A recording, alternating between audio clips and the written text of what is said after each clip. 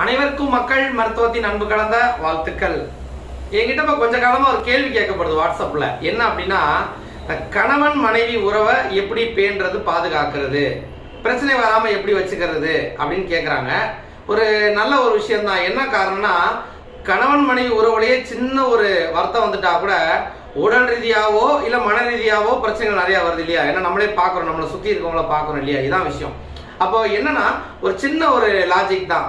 குறைஞ்சபட்சம் திருமணம் ஆனதுலேருந்து ஒரு 5 வருஷத்துக்கு ஒரு கணவன் மனைவி எவ்வளோ விட்டு கொடுத்து சண்டை போட்டுக்காம எப்படி ஒருத்தர் புரிஞ்சுக்கிட்டு வாழ்க்கை நடத்துகிறாங்களோ, 5 வருஷம் கடந்துட்டாங்கன்னா அதுக்கப்புறம் பெரும்பாலும் பிரச்சனை வராது. உங்களை சுற்றி இருக்கிறவங்கள வேணால் நீங்கள் செக் பண்ணி பாருங்கள். குறைஞ்சபட்சம் 5 வருஷம் அவங்க சேர்ந்து இருந்திருக்கணும். இதே அவங்க 2 பேருக்கும் ஒத்தே வராதுன்னா 6 மாதம் 1 வருஷத்துல கூட பிரியறதுக்கு நிறைய வாய்ப்புகள் இருக்குது. அப்போ ஆரம்பத்துல இருந்தே அவங்க ஒருத்தர் புரிஞ்சுக்கிறதுக்கு டைம் எடுத்துக்கிட்டே இருக்கணும். அதுலேயும் குறிப்பாக என்ன பிரச்சனை வருதுன்னா, குழந்தை இருந்தால் கூட விட்டு கொடுத்து போயிடுறாங்க. அந்த 5 வருஷத்துக்குள்ள குழந்தை பிறந்துருச்சுன்னு வச்சுங்களேன், 2 பேத்துல யாராவது இறங்கி வந்துடுறாங்க. ஆனால் குழந்தை ஒருவேளை பிறக்க தாமதம் ஆகுன்னா இது ஒரு காரணம் காட்டி பிரச்சனையை பெருசாக்கிறாங்க.